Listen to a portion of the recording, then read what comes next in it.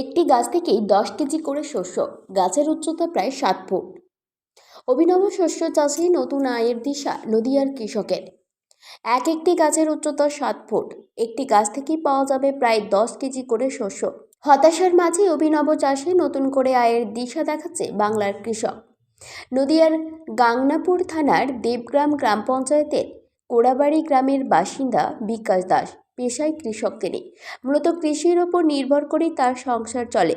বর্তমান সময়ে কৃষির উপর নির্ভর করেই সংসার চালানো কঠিন হয়ে দাঁড়াচ্ছে, এমন অভিযোগ হামেশাই কৃষকদের কাছ থেকে শোনা যায়। অনেকে আবার কৃষিকাজ ছেড়ে অন্যান্য পেশায়ও যোগ দিয়েছেন। একদিকে যেমন রাসায়নিক এবং কীটনাশক কিংবা জৈব সারের দাম বৃদ্ধি, অন্যদিকে খরচের তুলনায় কম দামে বিক্রি করতে হয় বিভিন্ন কৃষিজ দ্রব্য। লাভ তো দূরের কথা, অনেক সময় ক্ষতির মুখে পড়ে চাষিরা।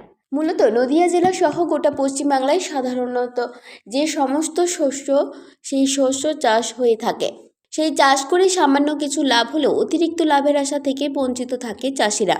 চাষি বিকাশ দাস জানান, প্রথমে তার বন্ধু ইউটিউবে তাকে একটি ভিডিও দেখায়। সেই ভিডিওতে দেখা যায় এই অভিনব শস্যের বিতরণ। সেই বিতরণ দেখেই তিনি হরিয়ানাতে 100 গ্রাম বীজের অর্ডার দেন। তিনি জানেন 100 গ্রাম বীজ কিনতে খরচ পড়ে 500 টাকা। কুরিয়ারের মাধ্যমে তার বাড়িতে সেই বীজ এসে পৌঁছায়। তিনি প্রথমে 6 কাঠা জমিতে এই শস্য চাষ করেন। তার জমি এই শস্য গাছের একটি উচ্চতা হয়ে দাঁড়িয়েছে 7 ফুট করে। চাষি বিকাশ দাস বলেন, 100 গ্রাম বীজ দিয়ে 1 বিঘা জমি চাষ করা যাবে এই শস্যে। অন্যান্য যে সমস্ত ধরনের সাধারণ শস্য চাষ রয়েছে সেখানে বিঘা প্রতি 2 কুইন্টাল শস্য পাওয়া যায়, কিন্তু এই শস্য চাষ করলে বিঘা প্রতি প্রায় 6 থেকে 7 কুইন্টাল, কখনো কখনো 8 কুইন্টাল পর্যন্ত শস্য পাওয়া যাবে। তবে অন্যান্য সাধারণ শস্য চাষের খরচের তুলনায় সামান্য একটু বেশি এই শস্য চাষ। মূলত 2 বার জমিতে সেচের ব্যবস্থা করতে হয়। প্রায় 4 মাসেরও কম লাগে এই শস্য চাষ করতে। তিনি বলেন, অন্যান্য শস্য চাষ করে চাষিরা যেমন হতাশ হয়ে পড়েন, এই শস্য চাষ করলে অনেকটাই লাভের অংশ দেখতে পারবে চাষিরা। মজবুত হবে, হেলে দুলে পড়বে কম। আপনি অর্গানিক ভাবে চাষ করছেন? আমি অর্গানিক অনেকটা ব্যবহার করছি, কিন্তু রাসায়নিকও ছিল। যতটা বেশি পারবেন ততটা অর্গানিক ব্যবহার করুন, তাহলে কি হবে, গাছটা শক্তপোক্ত হবে, ফল পুষ্ট হবে এবং তেলের পরিমাণও বেশি হবে।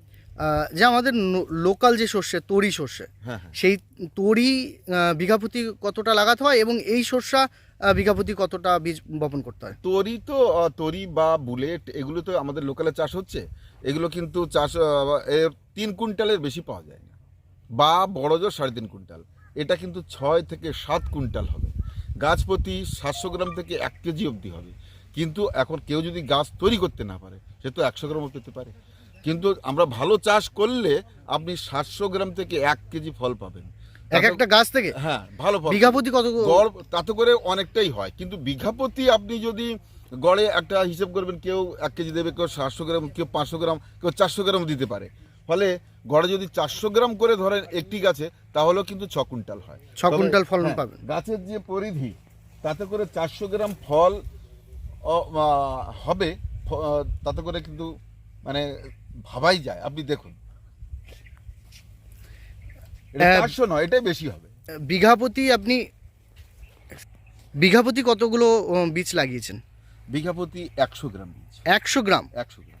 এটা 3 ফুট বাই 3 ফুট, এদিকে 3 ফুট, ওইদিকে 3 ফুট। লাইন থেকে লাইন, মানে একটা বীজ লাগিয়েছেন? হ্যাঁ, লাইন থেকে লাইনের দূরত্ব 3 ফুট, গাছ থেকে গাছের দূরত্ব 3 ফুট। এতে করে 1600 গাছ থাকবে 1 বিঘায়।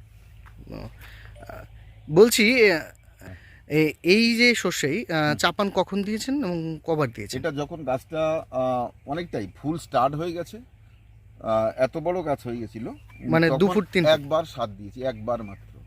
আর যেটা মূল সার দিয়ে শুরু করেছি, আর একবার চাপান দিয়েছি। সেটা আমি দিয়েছি, আমার যেহেতু এখানে লেবু গাছটা রয়েছে, তাই এতে দিয়েছি 10-26-26 সার। সাইডে খুঁড়ে গাছের গোড়া সোজা করে খুঁড়ে ঢুকিয়ে দিয়েছি মাটিতে। ব্যাস, ওই একবারই, আর দিইনি।